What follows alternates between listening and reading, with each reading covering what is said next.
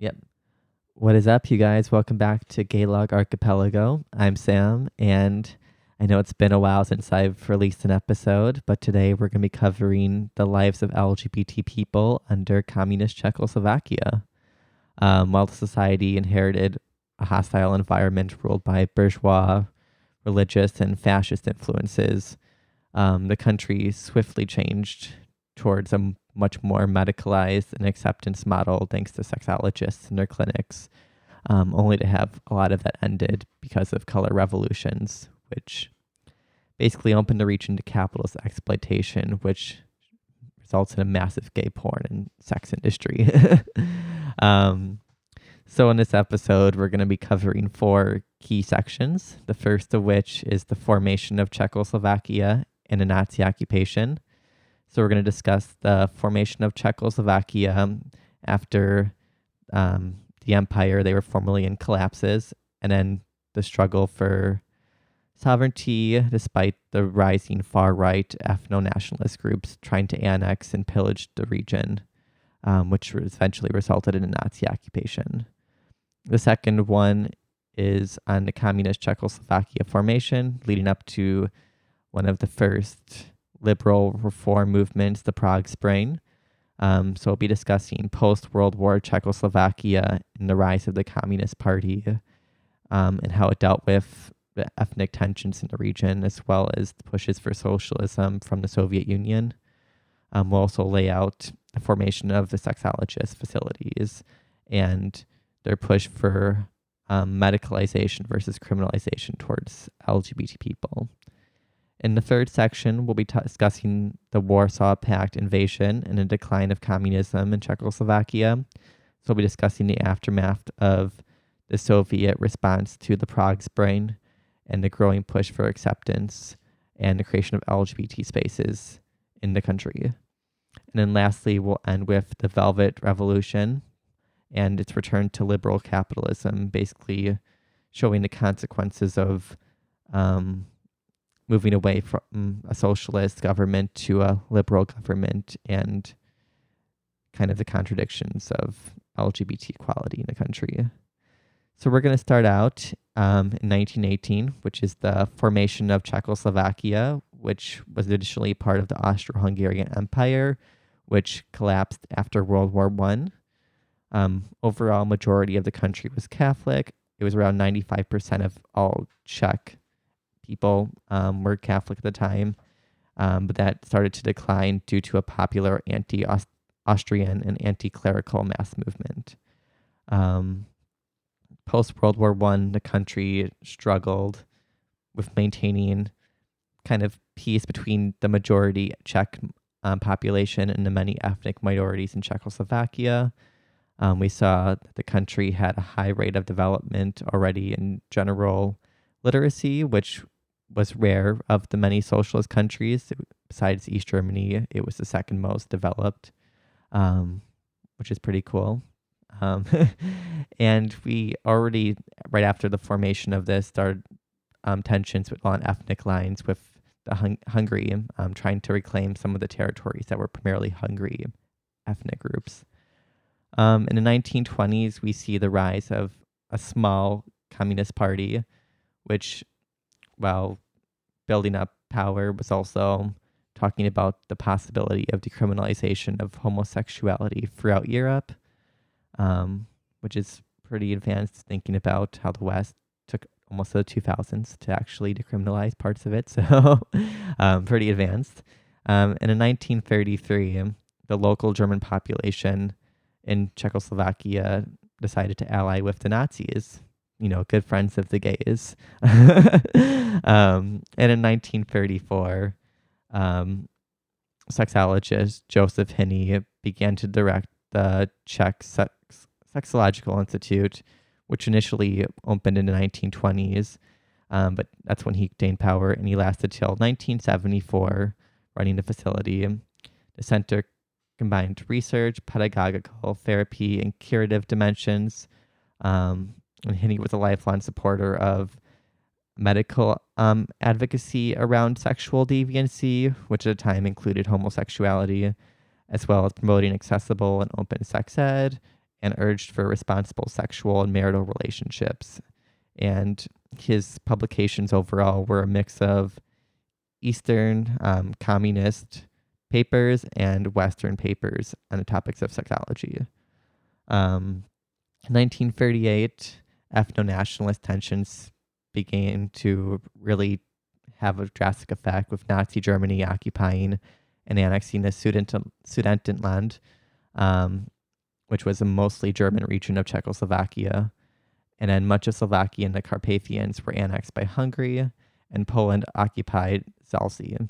So the country is slowly being broken down along ethnic lines via imperial bourgeois influences. So not very good. And in 1939, the more conservative Slovak population formulated a ethno-nationalist movement, and as a result welcomed a Slovak puppet government, which was under the jurisdiction of the Nazis. Really great. This is going well for everybody. And in 1939, the remainder of the country was taken over and invaded by the Nazi Party of Germany. And they basically broke the country down into the Proctorate of Bohemia and Moravia and the puppet Slovak state. The sad reality was Czech people, according to the Nazi ideology, were viewed as Untermenschen, or lesser people. So only half were viewed as possibly able to be Germanified, which means the other half had to go, along with all the Jews and gays and Roma. So not a good situation, not just for gays, but for everybody. But while this was happening, so before the Soviet liberation of Czechoslovakia, Edvard Beneš, the leader of Czechoslovakia, basically agreed with Stalin for his demands for unconditional agreement with Soviet foreign policy and the Beneš decrees, as well as domestic changes like property expropriation from the capitalists. And in 1945, in May, the Soviet Red Army entered Prague, as well as the U.S. Army entering Pilsen from the south, which isn't the last time we'll see Americans entering Czechs. Wink, wink. That's actually not funny, but this basically ends up liberating Czechoslovakia from the bourgeois and Nazi occupation, which is great for everybody. So in post-World War II, Czechoslovakia, basically the region they had prior was reestablished, and then the Beneš decrees, which were agreed upon earlier, were passed, which revoked citizenship of all the Germans and Hungarians in the country, who basically accepted citizenship from the occupying Hungary and German state. So they lost their citizenship if they took on citizenship from these occupation forces. And in 1946, the parliamentary elections occurred in the country, and the Communist Party won in the Czech region, which is the only time the Communist Party has actually seized power through a liberal election system, which is pretty awesome. And a Democratic Party won in Slovakia, which was a little more conservative and liberal. Despite all of this, the Soviet Union was relatively disappointed in the failure of the Communist Party to eliminate bourgeois influences in the army, the failure to take over industrialist and large landowners' property, and the elimination of parties outside the National Front coalition, which was the party coalition in power at the time. The one area, though, that the Communist Party did take pretty early on was most of the church properties, which isn't surprising knowing the history of the Catholic reign in the region. So that's cool. And in 1947, after Czechoslovakia's delegates returned from the Cominform Conference, which is basically the official central organization of the European Communist Movement's conference to discuss combating anti-communist influences in a post-World War Europe, the communists of the country decided to create a plan for final seizure of power, which included the elimination of party enemies. In 1948, the Communist Party seized full power over the state, and Beneš agreed with this to prevent civil war between different factions or Soviet intervention. In 1948 as well, the 9th of May Constitution was passed, though it was not fully communist, and Beneš refused to sign it, basically resigning a week later due to it ensuring the complete absolute power of the Czechoslovakia Communist Party. And then in 1948, not too long after this new government was created, the Hungarian people who were initially were actually impacted by the Beneš decrees were exempted, and partial populations of the Germans were exempted. The main reason there was a separation was 97% of the Germans in the country supported the Nazis in the elections. So basically, only the anti-fascists and those married to Czech spouses were allowed to stay. The rest were sent back to Germany. So not great, but it makes sense, kind of. And then from 1948 to 1950, the communists really start to take in control, and they conduct a great reform of the criminal law system and kind of drop the earlier talks of decriminalization of homosexuality. And it was criminalized in paragraph 129 of this new criminal act. 129 prescribed 1 to 5 years of prison for same-sex activity, though it was never more than 3 to 4 months due to certain provisions in the law. And this actually only applied to the regions of Bohemia, Moravia, and Silesia. At the time, Slovakia and the Subcarpathia and Ruthenia had a different penal code inherited from the Hungarian Empire, which only really differed, and women weren't included in this law. So clearly it was sexist. I joke. While this was all happening, the 1950s really showed a big boom in sexological clinics and centers opening in every region in Czechoslovakia, basically pushing the goal of heteronormative sexuality and to combat deviancy. According to Vera Sokolova, author of Queer Encounters with Communist Powers and Heterosexual Lives in the State in Czechoslovakia, she says, despite the criminalization, the state never really carried out a hateful or seditious plan against LGBT people, and in reality was compared to prior imperial, interwar, and Nazi legislation, the laws around sexuality were actually a massive improvement, and it shows the hostilities were not a communist invention, but instead an inherited reality. Throughout the 1950s as well, much of the sexologists and psychiatrists worldwide held negative, gender essentialist, and homophobic approaches around sexuality. And at the Czech Institute, sexologist Kurt Freund conducted a study of 222 homosexual men to basically examine the influences of different aversion therapies and see if any of them actually showed a change in sexual attraction. In 1957, Freund basically came to the conclusion that the results were less than satisfactory and had no reason to believe did any effect on changing the sexual desires of men. And the funny thing is, some testimony of subjects of this case actually showed they volunteered not to be treated, but instead to meet other gay men, which is the gayest thing I've ever heard. So, but it's like one of the few spaces they had for meeting people with similar sexual interests at the time, which is kind of interesting. And then throughout the 1950s as well, there continued to be a prosecution of homosexuality, but it was only really reported and prosecuted if a person or public authority like police reported it.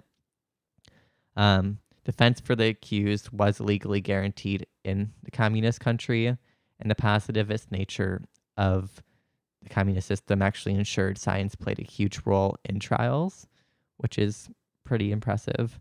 As a result, medical experts like sexologists played large roles and actually began to have a very clear position that homosexuality was a disease, which is not the best, but if it actually resorted in them saying they shouldn't be punished, and instead the behavior should be medicalized.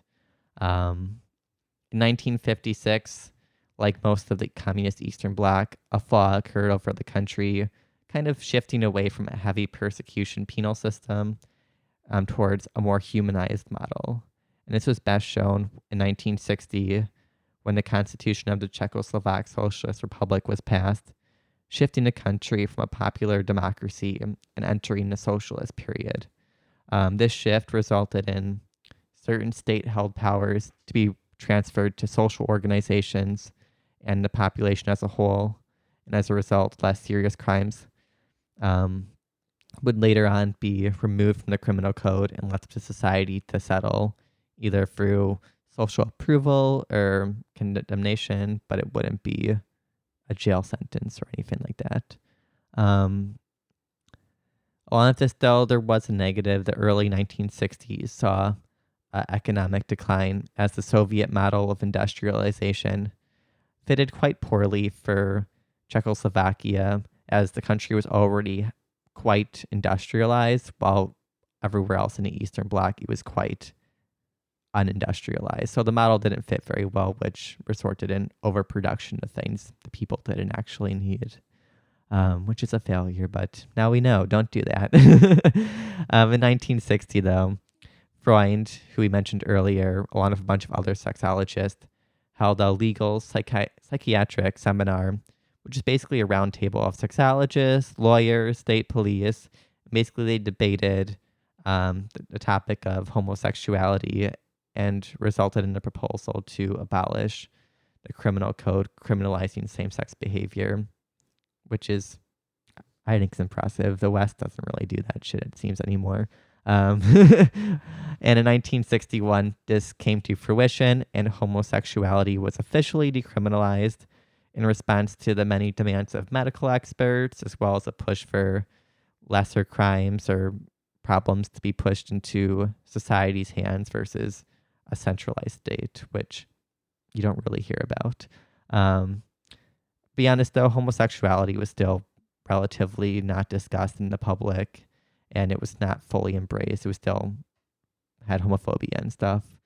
But at least they're not going to jail, which is a great improvement. And in 1962, Kurt Freund's book, Homosexuality in Men, was published after his fairly strong job of advocacy for decriminalization of homosexuality after 10 plus years of research and interviews of over 200 different gays.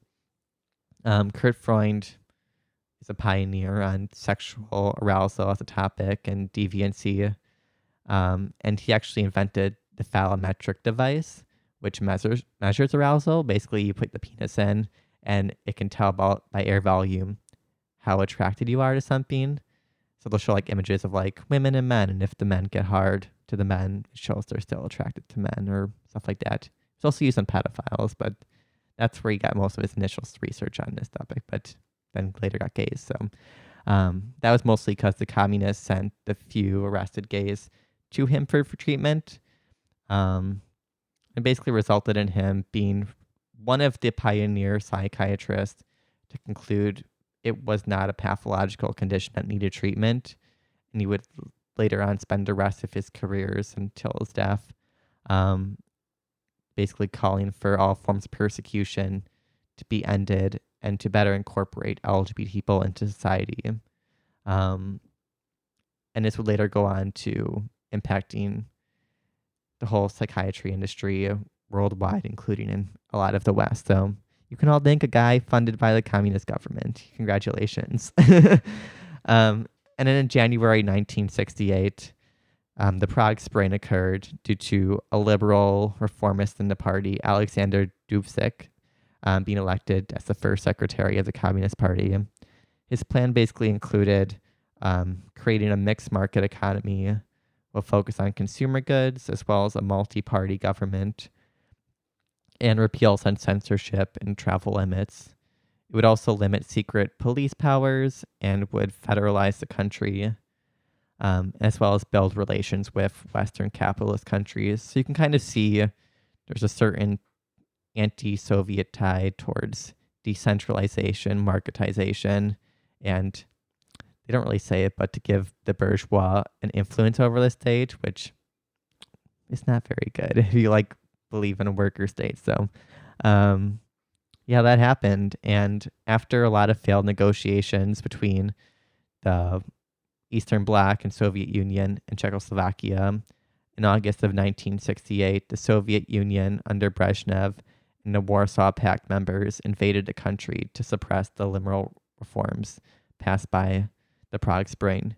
Though, fun fact, they actually sent in no East German troops because of the history of the Nazis invading the country. So at least they were like kind of conscious of that.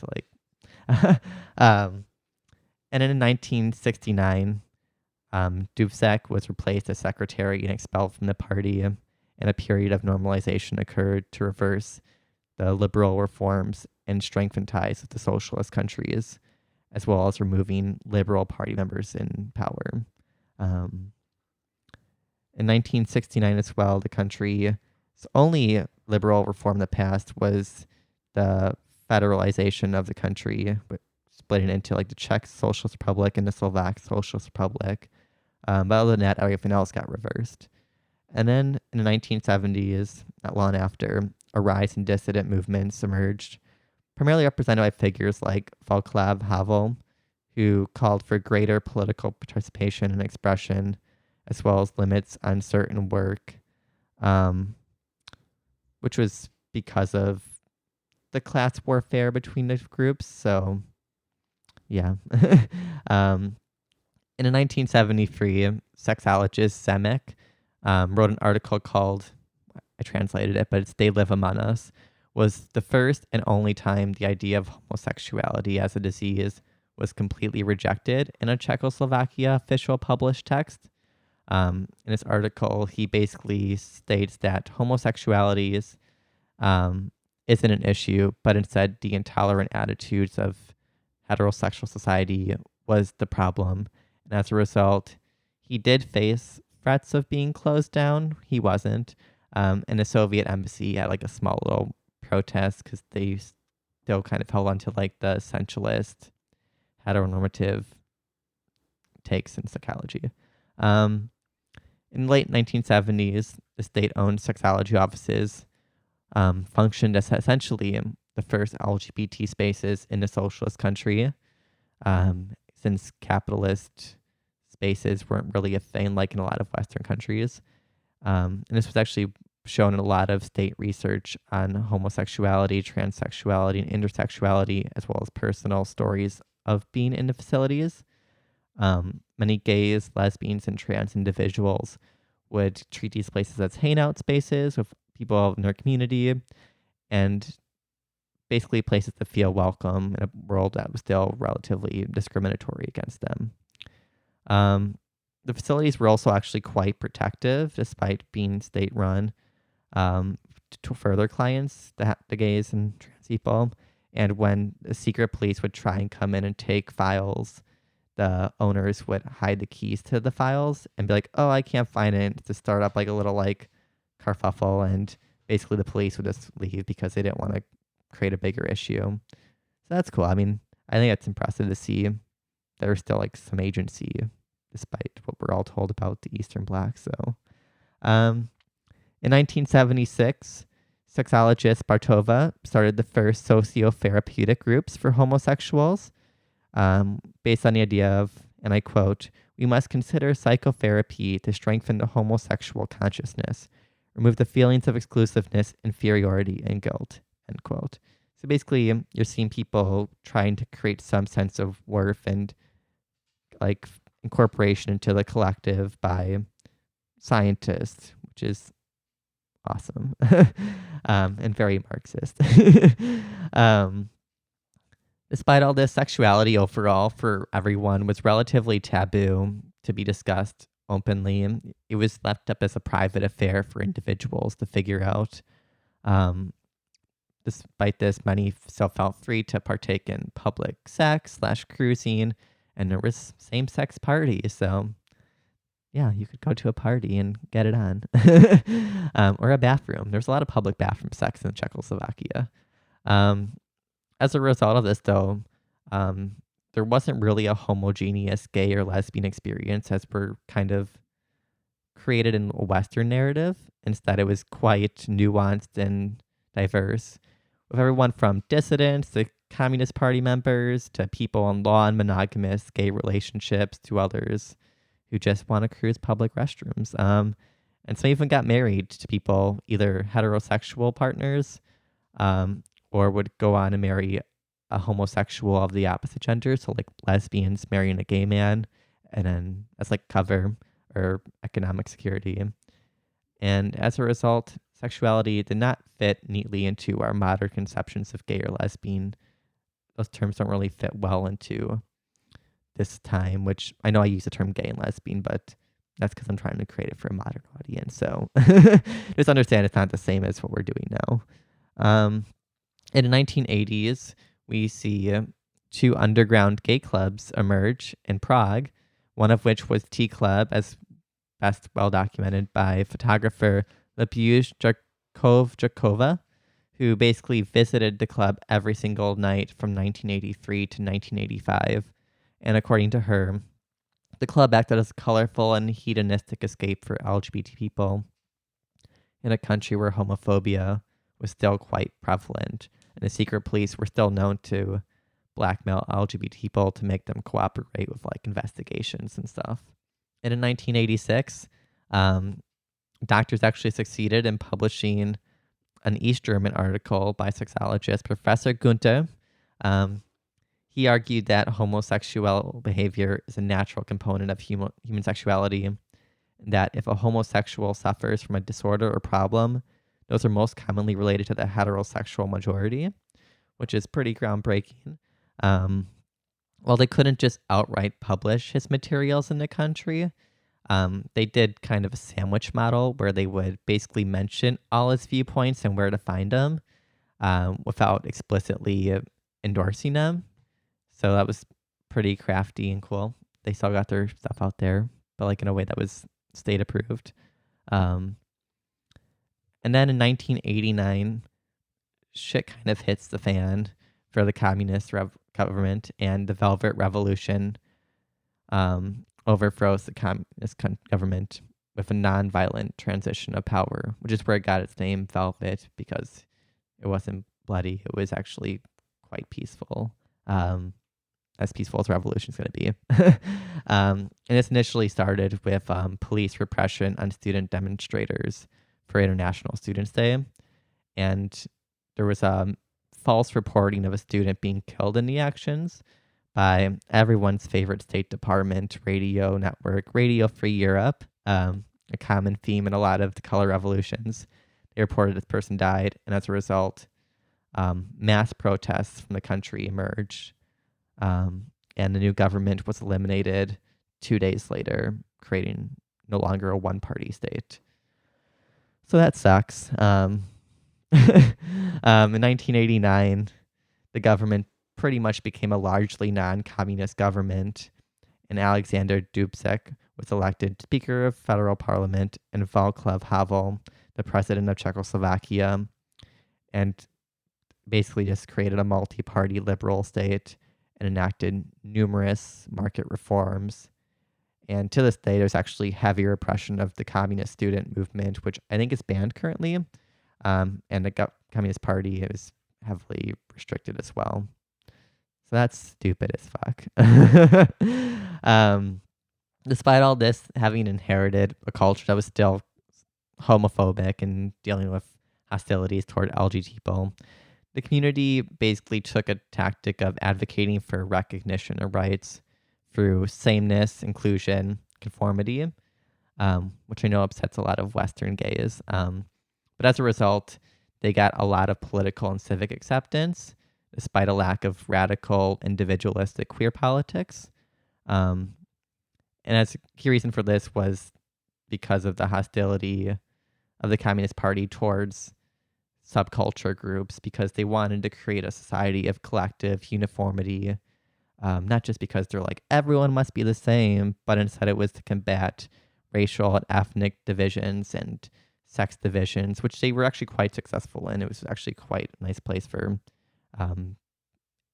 being not dealt with like tons of sexism and racism. So yeah, but this also included groups like religious groups, rockers, hippies, and some people like religious gay people actually reported they felt more hostility for their Catholicism than they ever did for feeling like a lesbian or gay, which I think says a lot. Though one subject viewed too radical by the mainstream gay movement in the country throughout the 90s and 2000s was LGBT parental rights. This issue was mostly pushed by the lesbian community, but there were still divisions based on like gays and lesbians, and the gays who had more of the power kind of dismissed it overall. And that fight's still playing out today. There's not adoption yet in the country. 1991, only 39% of Czech people were actually found to be Roman Catholic, showing a massive decrease in religious attitudes in the country after a secular communist state, which is always beneficial to the gays, I think. Though in 1992, the nationalist tensions between the Czech Republic and Slovakia resulted in the Czechoslovakia peacefully dissolving, common theme in a lot of these collapsing socialist states and market systems being applied, sadly. And in 1993, the Czech Republic and Slovakia were officially created as sovereign nations. Not long after, both the Czech Republic and Slovakia basically decriminalized porn and prostitution, and it became one of the world's most known hotspots for gay johns to visit and gay porn companies. And the industry has only boomed since then, as there's a vast supply of young, mostly straight men who are either poor college students, drug addicts, and orphans of like children homes and juvenile centers when they turn 18, who normally would have been taken care of by the communist government, but that all got destroyed. So they all became reliant on the market, the market logic, guys.